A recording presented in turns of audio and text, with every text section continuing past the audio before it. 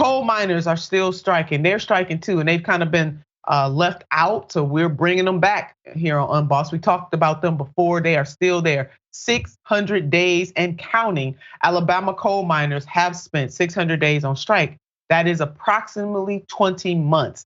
Now, all of you know that when workers go on strike, they don't get paid. This is really hard. When workers take this position, they are making a sacrifice of epic proportions for them as individuals and also for their families, but also for future workers who will come behind them in these professions. Let's put up this headline. Alabama coal miners began their 20th month on strike.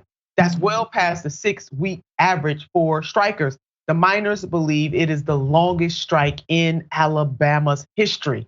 And they are striking for, what are they striking for? I'm glad you asked. Fair wages, better health benefits, time off benefits. Francesca, it's the same story. We can write it for any worker. It is the same story. Benefits, work conditions, and wages.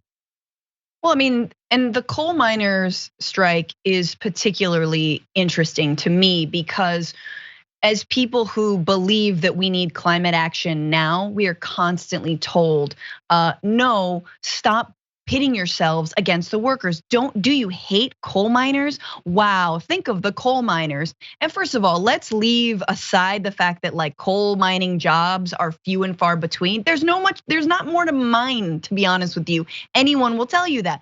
But the miners who do remain are being treated like, yesterday's compost, right? They're not being treated with respect. So here you have these workers, and what Republican has spoken out in favor of them, right? When have you heard someone like Joe Manchin in the mining state of West Virginia speak out on behalf of the coal mine? No. Republicans will prop them up and use them when they need to use them, which is only to hit back at any kind of climate legislation. But then when they actually want real benefits and they want to work with dignity, nah, they're nowhere to be found. And so I think, again, we need to cut across these like Democrat Republican lines and understand that it is about workers against bosses, against people who, against the 1%, let's bring it back. Let's never forget the 99% that we are.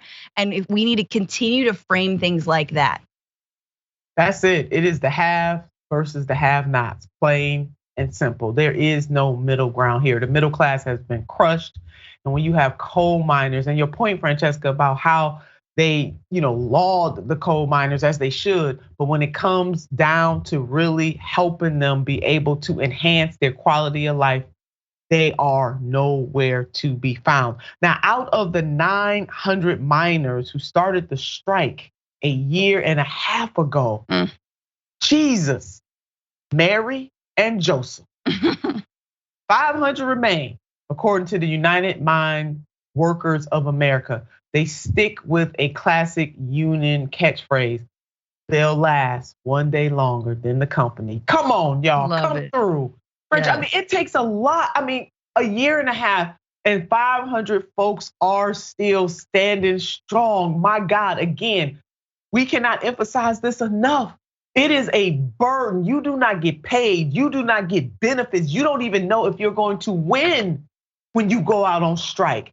This is courageous as heaven and hell for these workers to do this. We will outlast, come on, the company one day longer. So Warrior Meth has also remained resolute with negotiations stagnant. The mines have kept operating and earning the company millions in profits. That's why they continue to be resolute. So how do the miners survive the strike? I'm so glad that you asked that, because if there's one group of American workers used to labor battles, it is the miners. So the miners come together as a community and they take care of each other. We need all working class people to do that, all labor unions to do that. Let's take a look at this. Every 2 weeks, the striking miners rally outside of a local union hall in Brookwood before shuffling inside to pick up $800 checks. God bless them. And that's not even enough, but God bless them for having that.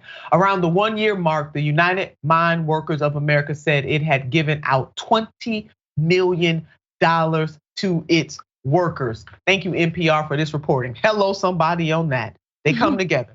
And then union dues collected from miners across the country have been bolstered by donations from other unions and individuals. Together, they built up a war chest that could enable the strikers to remain on the picket line for years.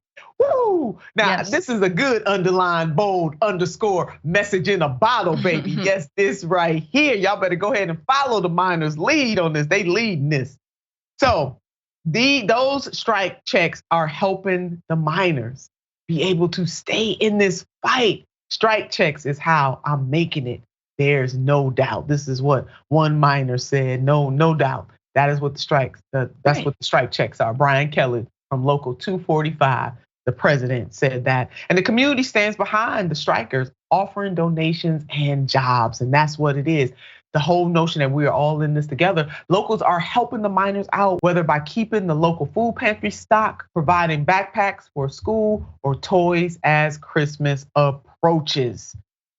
Francesca, You'd love to see it. I mean, yeah. This is what solidarity is, and we don't have a lot of moments to point to, especially since the pandemic, when it was like, oh, we're all on our own, bye-bye, like, right? And so then here you're struck by these miners and their communities, and they are proving what I think we have forgotten in this country, which is the importance of a union and why dues matter and why actually having a union matters. It creates that kind of community that you're now seeing show up, but also it creates literal money. And so what corporations and bosses will fearmonger around is, why are you paying these dues? You don't need a middleman. Look, they're taking off your check. And they'll fearmonger around taxes. It's like, yeah, there's people pay taxes for a reason, right? We pay union dues for a reason. And that is when these owners want to get one over on us and want to not give us, we haven't had a raise in however many years.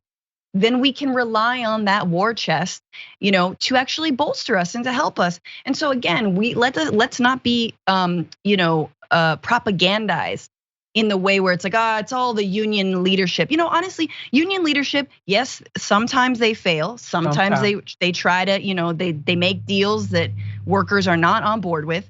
But also, it's a hard job, and they are like a stalwart, right? They're there for a reason. There's an institutional union structure for a reason, and you're seeing it in these moments of striking.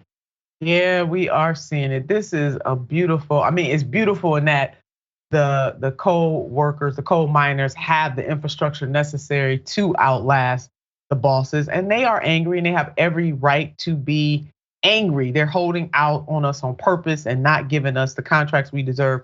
I think it's evil, purely evil. And that's coming from a striking Alabama coal miner. And it is evil. And they are doing it on purpose.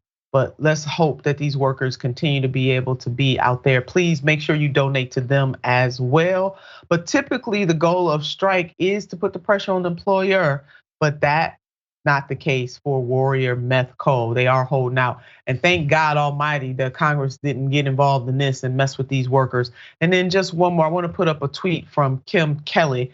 And these reporters like Kim Kelly have been out there holding up this story. The amount of quote tweets on this saying, why isn't anyone covering this? Is making my head explode. Some of us have been covering it for the entire 20 months. Instead of parachuting in once and ignoring the women who kept this strike alive. You better go ahead and say that, Kim Kelly. And that's why we're highlighting right now. Thank you so much for keeping it alive. And we are going to tag in with you here on Unbossed and keep it alive as well.